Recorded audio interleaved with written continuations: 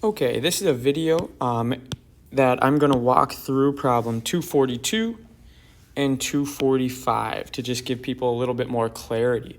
And so we're kind of looking at, I guess, intersection points, systems of equations, and lines in these two problems. They're a little bit different, but they're a little bit related as well. And so let's just start. 242 says, Robert believes the lines graphed at right are perpendicular. That means when we say perpendicular, they form a right angle. But Mario is not convinced. It says, find the slope of each line and explain how you know whether or not the lines are perpendicular. So there's going to be two ways that we can tell lines are perpendicular. And again, they deal with the slope. And so that's why it says, find the slope. And so the two ways are, they are perpendicular if you can tell the slopes are opposite reciprocals. Opposite reciprocals. And so what an opposite reciprocal is a fraction that when compared to like another fraction, those two fractions are flipped from each other and one's positive and one's negative. So we haven't looked at this slope yet, but an example of that would be like if I had 3/2 as the fraction, then its opposite reciprocal would be -2/3.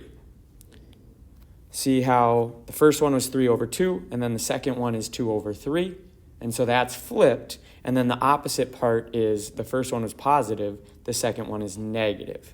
And so I really like that way. If you just find both slopes and look at it, I think you can tell. But the other way that we can tell if slopes are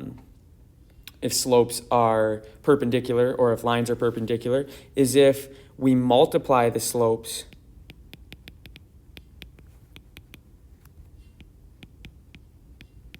and it equals -1. And so let's do that example with 3/2 and -2/3. So if we were to take 3/2 and times it by -2/3, and I'm going to attach the negative to the top, the -2. And so remember, when we multiply fractions, we just multiply across. So top times top, bottom times bottom. And so 3 times -2 is -6, and 2 times 3 is +6. And so -6 over +6 reduces to -1.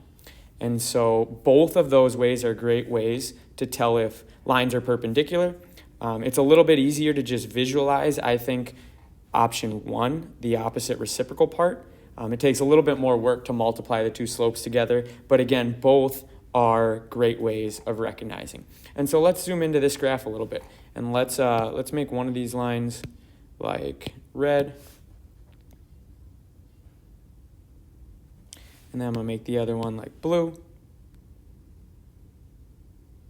Nope, it didn't straighten out. Let me try again. All right, and so now let's find these slopes. So I'll start with the red line, and we just need to find perfect points, meaning like where does it cross a corner of our grid exactly. And so I think the red line crosses up here, right on the y-axis, and then I want to count down and over, because remember, slope can be thought of as rise over run. And so I said down and over for this red one. Obviously, we'll be counting down a little bit, but we can always count up and over, right or left, doesn't matter. But we want to count to another perfect point. And so right where these lines cross is another perfect point. So if we count down from the top, we have to go down 3 units. Now down 3 units, and so we'll do red slope here. Down 3 units would be -3, and down is the run part. So I'm going to put down the -3 on top of my fraction. And then from there, I have to count over 2 units. And since I'm going right is positive, and so that would be a +2.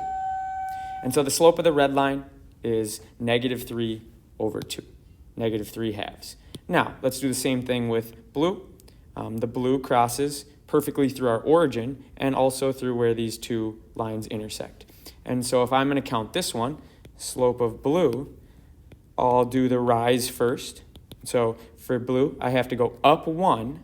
So up is positive, I'll put a positive 1, and then I have to go over 2. And so right 2 is a positive 2. And so now we're looking at these two fractions here, and we kind of want to compare them, right, to know if they're perpendicular or not. So I'll paste that one, copy this one, paste, and then we want to think to ourselves, I'm going to go through option 1 here. Are these opposite reciprocals? If I flip negative 3 over 2 upside down, and I take away the negative, do I get 1 over 2? And the answer is no. We would say not opposite reciprocals.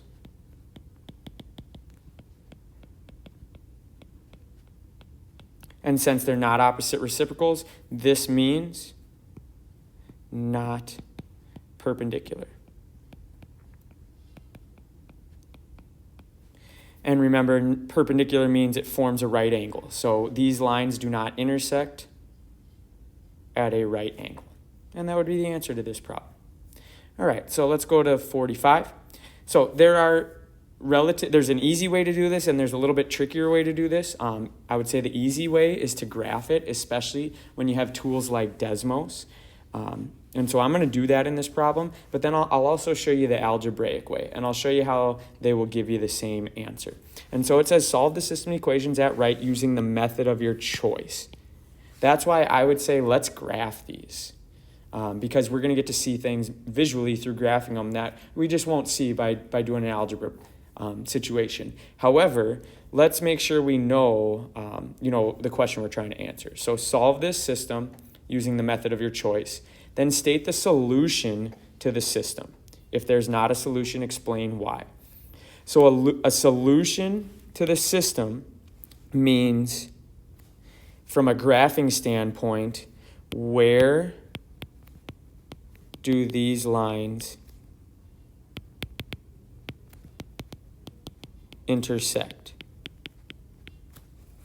That's what that means. The solution is where these lines intersect. So we're looking for that. And the point where they intersect, or the point of intersection, is our solution. And so we will be graphing these, and we will be looking for these lines to cross each other. And where they cross, that point, whatever it is, x comma y, that's going to be our answer. And so I'm going to pull up Desmos real quick, and I'm going to graph both these, and we'll just be able to visually see that. And so here's Desmos, and I believe, let's see, it was negative 2/5 x plus 1. So y equals negative 2/5 x plus 1. So there's a red line, and that's our first one. And then the next one was y equals negative 2/5 x minus 2. Y equals negative 2/5 x minus 2. All right, and I bet you can kind of see it now. I'll try to give you even a bigger view, right? As we pinch these axes together, and we're looking up to positive 60, left and right to negative 60, positive 60. You never see these lines crossing each other. They never touch each other, at least in our window, and we made a pretty big window. And so because we don't see an intersection point, right, and I can even slide out here a whole long way. If you look down at the bottom, you'll see I'm negative 330 on the x-axis, and I'm up above 130, 135 on the y-axis, still no intersection points. So I'll go back to the middle, but I think we can trust that, meaning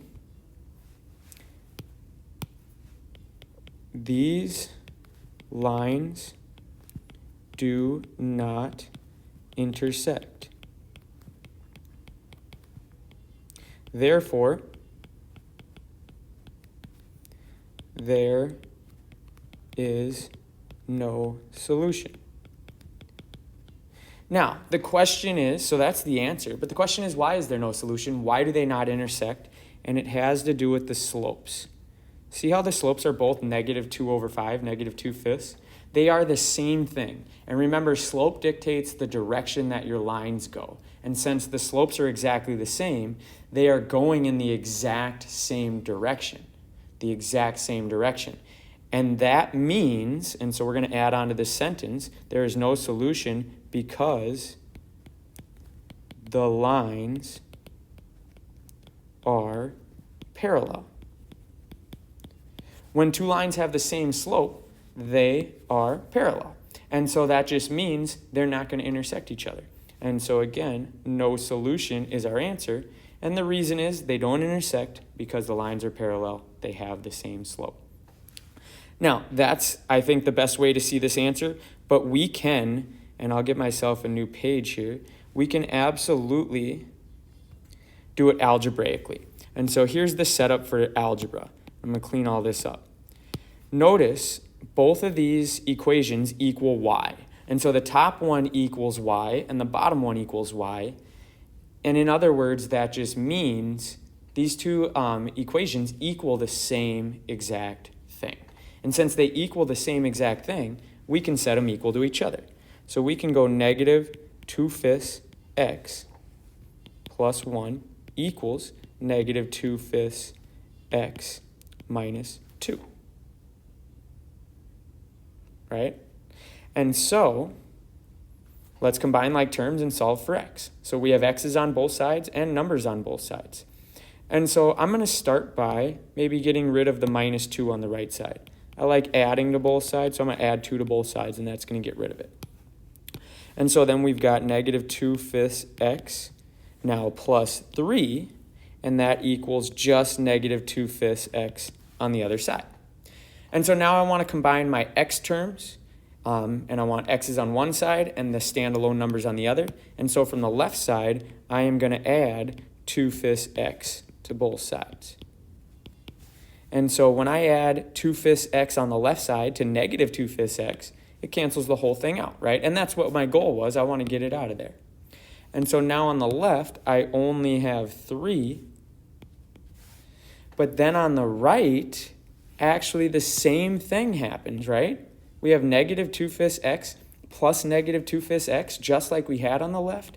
And so those cancel each other out as well. And now there's nothing left on the right side. It's just gone. And so the value that would mean nothing is 0. And so our equation boils down to 3 equals 0.